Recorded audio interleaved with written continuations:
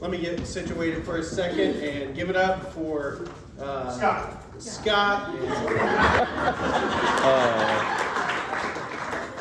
should have came up with something better. Holy balls, cue the crickets. I was worried about my role in the whole routine when I heard those phrases. And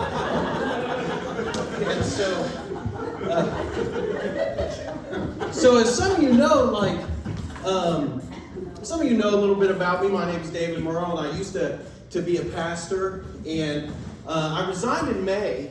And when I resigned, that has freed me up to do a little more comedy. And so when I was considering tonight and other comedy events, I was talking with Clint, telling him that I was a little bit nervous.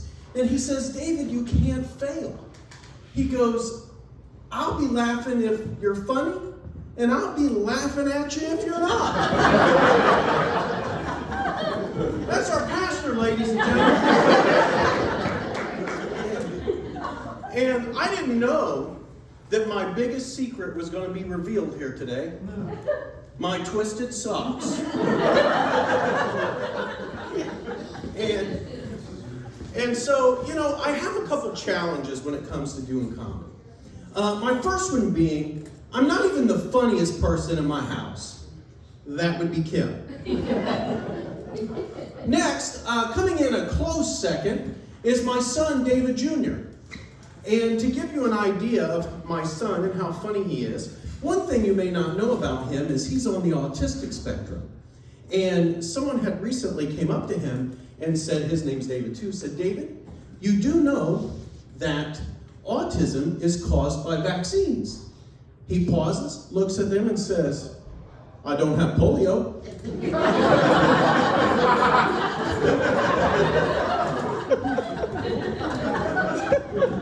I'm glad you laughed at that. You know, same vaccine in Indiana as, you know, heads or tails there. Sometimes I gotta walk in with my MAGA hat and my Biden shirt to ensure I'm an equal opportunity offender. And so, you know, another challenge that I have doing comedy is real life is often funnier than any joke that I could share. For instance, when I worked at the church, I had a supervisor named Kathy. My wife's named Kim. That'll be important information to know here in a second. And so, one night, Kim and I are driving out and about, and Kim says, David, I think we're out of cat food. Will you pull into the 7-Eleven and get some Meow Mix? She said it by name, get Meow Mix. So I go into the 7-Eleven, they don't have the Meow Mix, but they have Friskies. So, being married long enough to know you don't make a command decision, you ask the wife.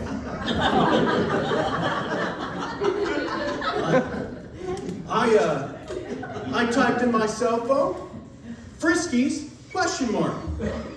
Auto-corrected, Frisky, question mark.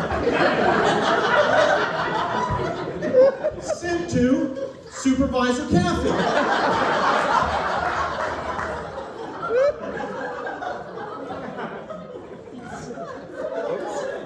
For the record, she wasn't.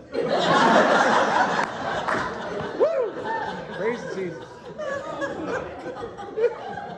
And that's how you get written up at a church.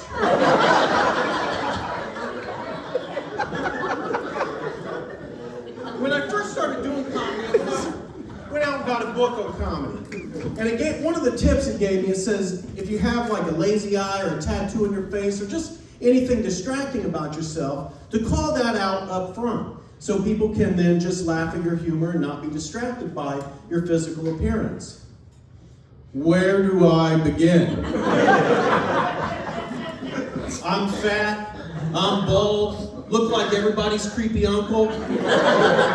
This could take over my routine. And you know, one of the things that, you know, contrasting comedy and ministry, they're two different beasts. For instance, I don't have to pretend to like the crowds anymore.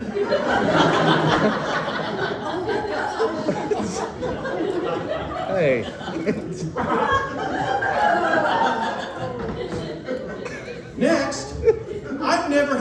sermon for 2 beers. I'm not saying I wouldn't have. I'm just saying I never had to.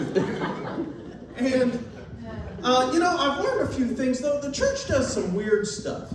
If I can just be honest, the church does some weird stuff. For instance, I've never hugged so many men. Why we gotta go around hugging men all the time? Next, every time I get off the phone with our pastor, he says, "I love you." What if I didn't? Goodbye.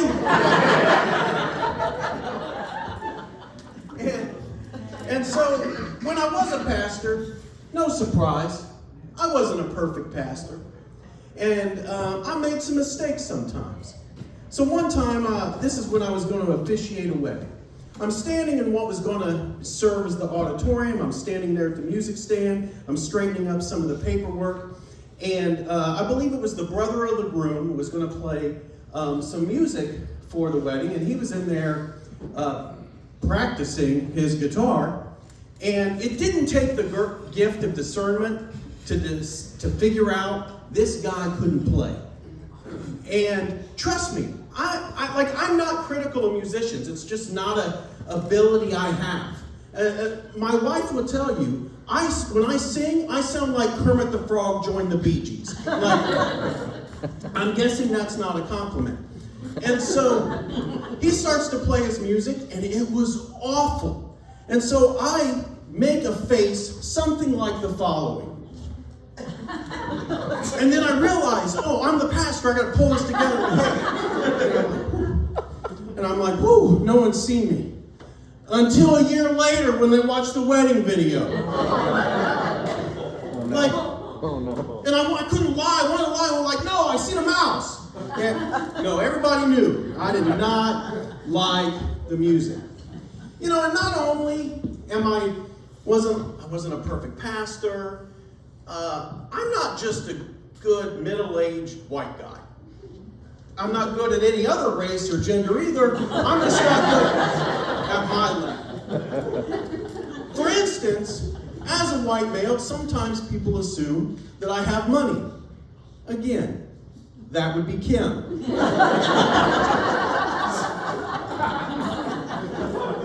And so, someone had recently came up to me and said, "Hey, you should get a financial advisor." So, I went out, get a financial advisor. The financial advisor says, "You should start putting money back for your son's college tuition." So I start getting out ahead of this, start putting money back for my son's college tuition. Until I walk by his room. If I'm a betting man, unless college has changed since I've been there, unless you can major in Fruit Loops, Call of Duty, and Hot Pockets, this one ain't going to college. I went out, my budget freed up dramatically. I went out, put a down payment on a motorcycle, put in the ledger college tuition. Went out, got me some Jordans, no more New Balance for me, baby. Throw those daddy shoes away. No, seriously, free up your budget. Raise an underachiever.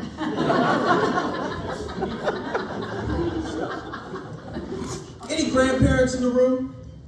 Oh, that's what I'm talking about. Had I known that being a grandparent was so much fun, I would have skipped having kids. So where are the grandparents out again? All right, let me ask you here. Do your kids raise your grandkids the same way you raised them? And what do you think about that? Is that good? I try not to. Oh, I know what that means. I feel you. Just in case you didn't know, my daughter invented parenting. That's what I'm learning. And I just don't know why they can't just raise their kids the same way we raise them. To give you a little bit of, for instance, she goes out and gets this alarm for the windows and the doors and that kind of thing. And so anytime the child would open the window or the door, it sends an alarm through the house letting them know that the child might be missing. And I just don't know why they can't find out their kids are missing the way we did back in the day. on the back of a milk carton box. Imagine with me, if you will. Honey, when's the last time you seen David Jr.?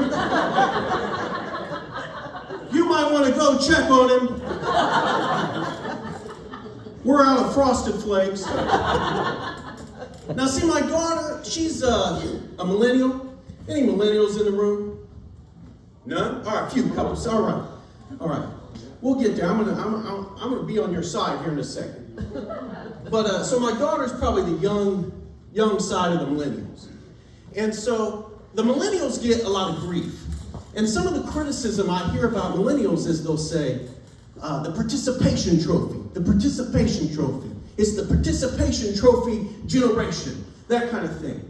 Well, here's the thing. Millennials are starting to get to the place where they're supervisors at work. They own their own businesses. And now that I'm looking for a job, I'm all about the millennials.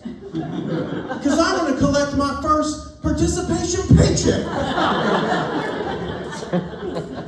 Just want to participate. So I've been going to the gym. And I can't speak for the ladies' locker room. But gentlemen, we got to get something straight. The towel is not optional. Like, we've been going around saying mask up for 2 years now. Can we towel up, gentlemen? Like, this is not optional. Now, anyone go to the gym? Gym goer? All right. There's 3 kind of people that go to the gym, I've discovered.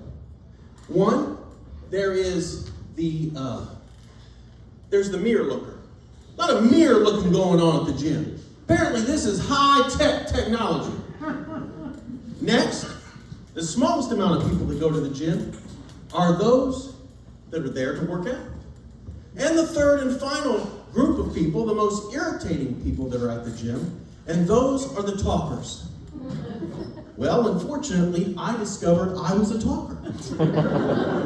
When the gentleman looked at me and said, "Sir, will you get out of my shower?"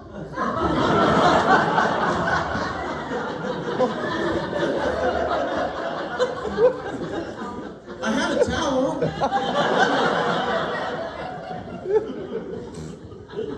Not only am I working on my physical health, I'm working on my mental health. Went out, got a therapist. Go in, get a therapist, and get talking with her, and she says, "David, you're depressed." And I said, "Took you 5 years of school to figure that out? I could have marked that on the box on the way in." So I'm like, "Well, what do I do about it?" She says, "Well, you need to get some rest. Do things that you enjoy. Bring you joy." I'm like, "All right, rest, joy. You mean like take a nap and watch football?" She's like, "Yeah." I'm like, I should have got this depression thing a long time ago. My Sunday afternoons are medically prescribed. Honey, I'm just down here treating my depression. I'm also, I wish there were a few things. Here we are. I told Lyndon, I said, I used to be a pastor. I've been married 25 years. I might have some things to say to this crowd working on their marriage. He said, "David, let's stick with the comedy." And so, I just wish there were a couple things that I would have known before I got married. The first one being, I wish I would have known that I was going to lose the right to ever be warm in my house again. I wish I would have known that it was a lifetime of blankets and robes. Next, I knew that I had to be a good dude and real. I knew that I had to be good to Kim. I knew that I had to be nice and considerate and faithful, and that my life would be better if I did as much. What I didn't know is that I also had to do those things in her dreams. Right. Preach. Now, I didn't know. Now, I don't know if I'm making Dream David's life miserable, but he's sure making mine miserable. And I wish we could figure out what his cell phone number is, because we got to get a hold of this guy. Also, a few things about marriage is, gentlemen, you don't always have to say what comes to your mind. For instance, recently, I had bought Kim some flowers. And so I said, you know, Kim, I don't get this appeal to flowers. Why does this mean something to you? They're just going to die in a few days or maybe weeks. And she says, well, diamonds don't die.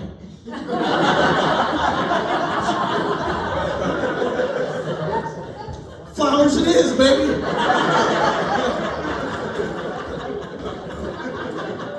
Keep that in mind, gentlemen. Diamonds don't die. Next, and you know what? You're also going to have to sometimes be held accountable for things like you didn't know you should know. Now, I'll give you a little bit of for instance. So, a few years ago, or in 2020, maybe 21. Well, anyway, it was kind of the Valentine's Day, early post-pandemic, and I had made an arrangement where Kim and I would spend some time in Indianapolis. We got a hotel room. We were going to go out for dinner, maybe see some sights in Indianapolis, try to make it a romantic Valentine's Day. Well, on that same day, I got my COVID vaccination. And so I didn't know that I was going to have the equivalent of COVID that day. So that day in Indianapolis, as we're trying to have, what's the word, interactive time,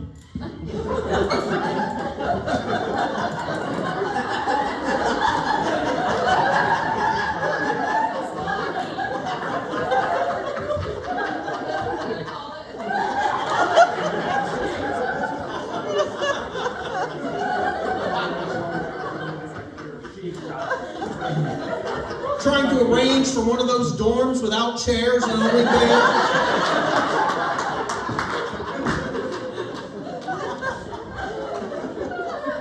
I started to develop a fever and a cough and fatigue. And apparently, I'm supposed to know how to deal with a worldwide pandemic because I had to drive home in this condition. So, also, man, let me give you another for instance, gentlemen. You should also remember your anniversary. So, a few years ago, when we passed through the 17 and 18 year mark of our marriage, I began to get confused on what our anniversary date is. Like, wait a minute, am I married on the 17th or 18th? And I still struggle to this day, and I get no grief, or I get no grace from my wife, and I get it. You know why?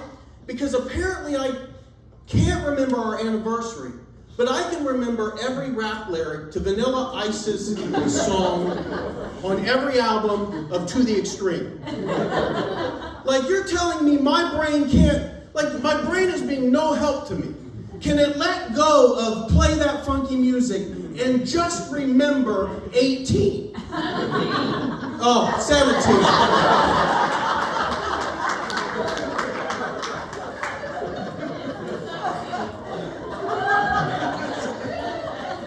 That's what I meant. 17. And so, also, one night, Kim and I are sitting in the living room. She opens up the laptop and she says, hey, will you watch this video?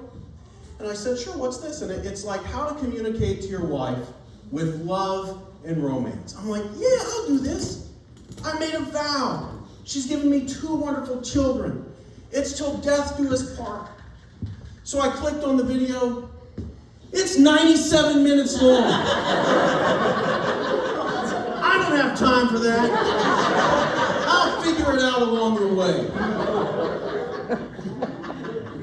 Despite not being interested in watching a 97-minute video, I have picked up the occasional book from time to time to become a good husband. And the first one I got, but the problem is these books are either secretly written by women or greatly influenced by women.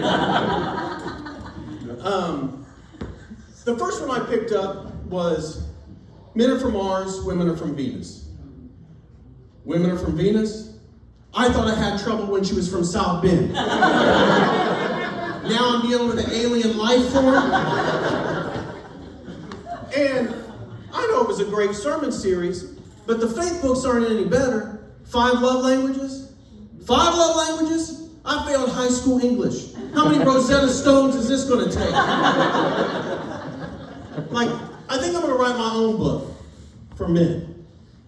Relax, men. She's from Earth. She does speak English. The instruction manual. And we won't read that either. Let me tell you a different story about a time that Kim and I were looking for interactive time.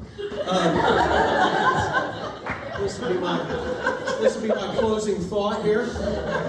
So our son was going to spend the night somewhere, and our daughter was out of the house or whatever, and so we thought we would invest in our marriage in this way, and so we actually went to get a local hotel room to invest in our marriage, right?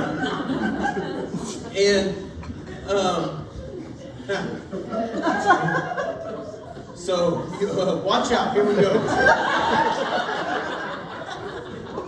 Oh boy. So we check into the hotel. About an hour later, our son's plans fall through. So we have to then check out of the hotel an hour later.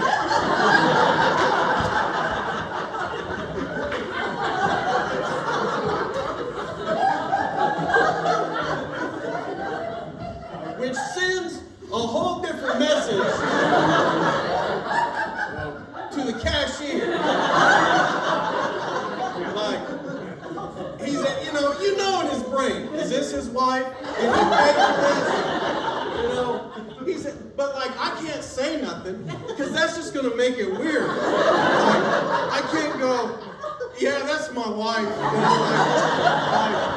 He's like, sure. Like, I didn't pay for this service. And so we survived that until like Monday morning. Like, this is gonna be weird. Like, I never heard anything this like happening. So apparently, like, there were wrong charges to our credit card because they had accidentally charged our room for like damages. And like, I know we were investing in our marriage. They're like we weren't at damage the room level.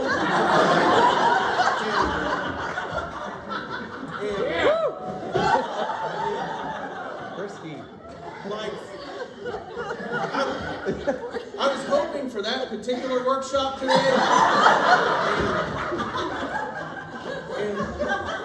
And so he ended up calling Kim's work. And like, Kim's boss is also a pastor. And so he's like, hey, Kim checked into a hotel room for an hour last Friday, and we accidentally charged for damages, and we'd like to clarify that. And so, all right, y'all, that's been my time.